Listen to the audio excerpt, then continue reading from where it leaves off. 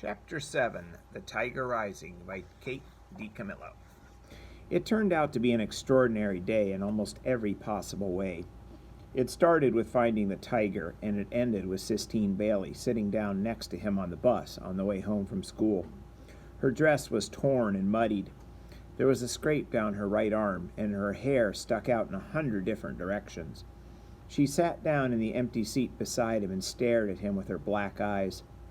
"There isn't any place else to sit," she said to him. This was the last empty seat.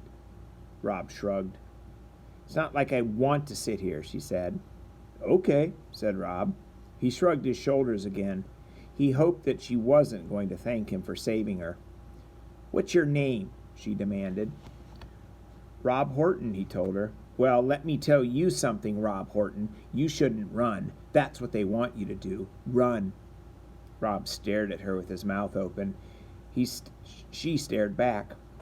"I hate it here," she said, looking away from him, her voice even deeper than before. "This is a stupid hick town with stupid hick teachers. Nobody in the whole school even knows what the Sistine Chapel is." "I know," said Rob. "I know what the Sistine Chapel is." Immediately he regretted saying it. It was his policy not to say things, but it was a policy he was having a hard time maintaining around Sistine. "I bet," Sistine sneered at him. "I bet you know." "It's a picture of God making the world," he said. Sistine stared at him hard. She narrowed her small eyes until they almost disappeared. "It's in Italy," said Rob. "The pictures are painted on the ceiling. They're frescoes." It was as if a magician had cast a spell over him. He opened his mouth and the words fell out, one on top of the other like gold coins. He couldn't stop talking. "I don't go to the school on account of my legs. I got a note that says so. Mr. Flemmer, he's the principal, he says the parents are worried that what I've got on my legs is contagious. That means the other kids could catch it." "I know what contagious means," Sistine said. She looked at his legs, and then she did something truly astounding. She closed her eyes and reached out her left hand and placed it on top of Rob's right leg. "Please let me catch it," she whispered. "You won't," said Rob, surprised at her hand, how small it was and how warm. It made him think for a minute of his mother's hand, tiny and soft. He stopped at that thought. "It ain't contagious," he told her. "Please let me catch it," Sistine whispered again, ignoring him, keeping her hand on his leg. "Please let me catch it so I won't have to go to school." "It ain't a disease," said Rob. "It's just me." "Shut up," said Sistine. She sat up very straight. Her lips moved. The other kids shouted and screamed and laughed and called to each other, but the two of them sat apart from it all, as if their seat was an island in a sea of sweat and exhaust. Sistine opened her eyes. She took her hand away and rubbed it up and down, both of her own legs. "You're crazy," Rob told her. "Where do you live?" Sistine asked, still rubbing her hands over her legs. "In the motel. It's the Kentucky Star." "You live in a motel?" she said, looking up at him. "It ain't permanent," he told her. "It's just, we've got to get back on our feet." Sistine stared at him. "I'll bring you your homework," she said. "I'll bring it to the motel." "I don't want my homework," he told her. "So?" Sistine said. By then, Norton and Billy Threemonger had spotted them sitting together, and they were moving in. Rob was relieved when the first thump came to the back of his head, because it meant that he wouldn't have to talk to Sistine anymore. It meant that he wouldn't end up saying too much, telling her about important things like his mother or the tiger. He was glad almost that Norton and Billy were there to beat him into silence. Chapter 8. His father read the note from the principal slowly, putting his big finger under the words as if they were bugs he was trying to keep still. When he was finally done, he laid the letter on the table and rubbed his eyes with his fingers inside. The rain beat a sad rhythm on the roof of the motel. "That stuff ain't nothing anybody else can catch," his father said. "I know it," Rob told him. "I already told that principal once before. I called up there and I told him that." "Yes, sir," said Rob. His father sighed. He stopped rubbing his eyes and looked up at Rob. "You want to stay home?" he asked. Rob nodded. His father sighed again. Maybe I'll make an appointment. Get one of them doctors to write down that what you got ain't catching, all right? Yes, sir, said Rob. But I won't do it for a few days. I'll give you some time off from school. That would be all right, said Rob. You gotta fight them, you know, them boys. You know you don't want to, but you gotta fight them, else they're never gonna leave you alone. Rob nodded. He saw Sistine twirling and punching and kicking, and the vision made him smile. In the meantime, you can help me out around here, said his father. Do some of the maintenance man work at the motel. Do some sweeping and cleaning for me. Beauchamp's running me ragged. There ain't enough hours in the day to do everything that man wants done. Now go on and hand me that medicine. His father slathered and slapped the fishy-smelling ointment on Rob's legs, and Rob concentrated on holding still. Do you think Beauchamp is the richest man in the world? He asked his father. Nah, said his father. He don't own but this one itty-bitty motel now. In the woods, he just likes to pretend he's rich, is all. Why do you ask? I was just wondering, said Rob. He was thinking about the tiger pacing back and forth in the cage. He was certain that the tiger belonged to Beauchamp. And wouldn't you have to be the richest man in the world to own a tiger? Rob wanted desperately to go see the tiger again, but he was afraid that he had imagined the whole thing. He was afraid that the tiger might have disappeared with the morning mist. Can I go outside? Rob asked when his father was done. Nah, said his father. I don't want that medicine rained off you. It costs too much.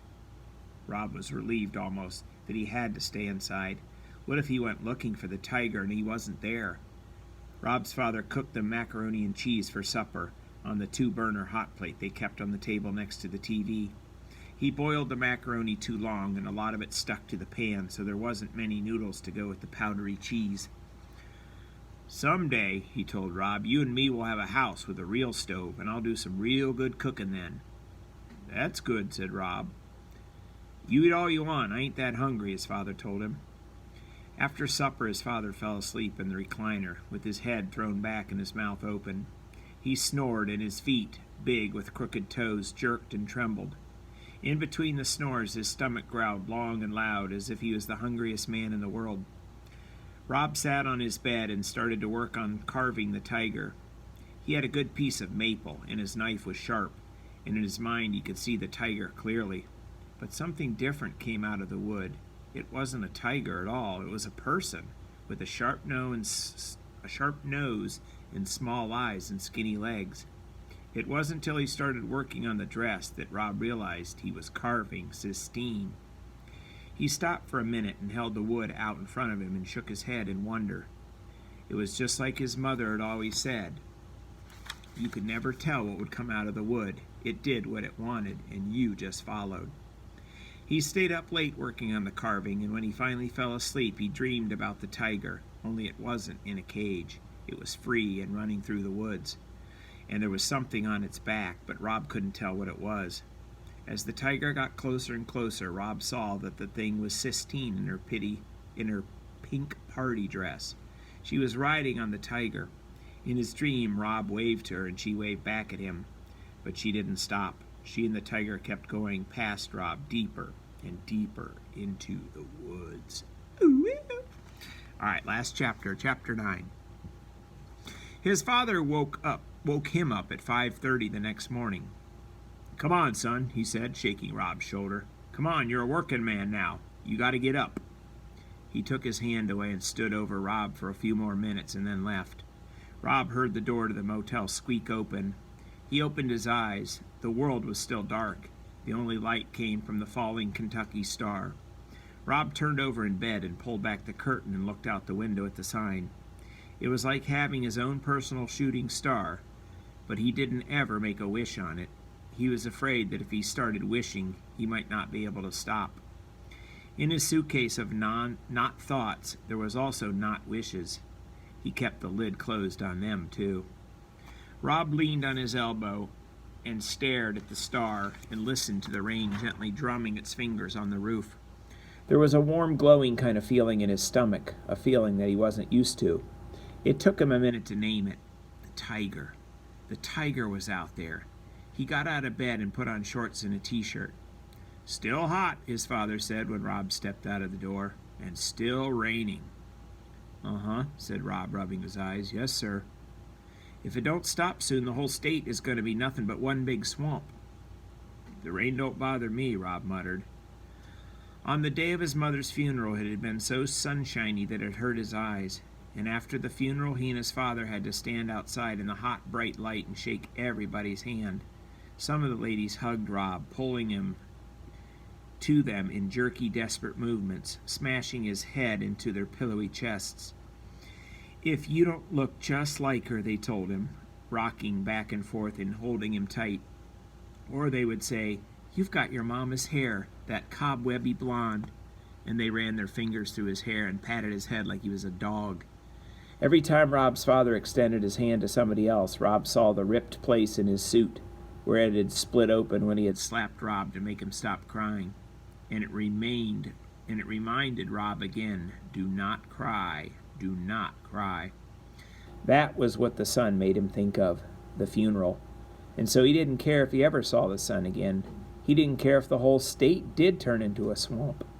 His father stood up and went back into the motel room and got himself a cup of coffee and brought it back outside. The steam rose off of it and curled into the air. "Now that I'm a working man," Rob said shyly, "could I drink some coffee?" His father smiled at him. "Well," he said, "I guess that would be all right." Rob went inside and poured himself a mug of coffee and brought it back outside and sat down next to his father and sipped it slowly. It tasted hot and dark and bitter. He liked it. "All right," his father said after about 10 minutes. "Time to get to work." He stood up, and it wasn't even 6 o'clock. As they walked together alongside the back of the motel to the maintenance shed, his father started to whistle "Mining for Gold." It was a sad song he used to sing with Rob's mother. Her high, sweet voice had gone, swooping over his father's deep one like a bird flying over the solid world. His father must have remembered too, because he stopped halfway through the song and shook his head and cursed softly under his breath. Rob let his father walk on ahead of him. He slowed down and stared into the woods, wanting to see some small part of the tiger, a flick of his tail or the glow from his eyes, but there was nothing to see except for rain and darkness. "Come on, son," his father said, his voice hard, and Rob hurried to catch up. All right, that's the end today.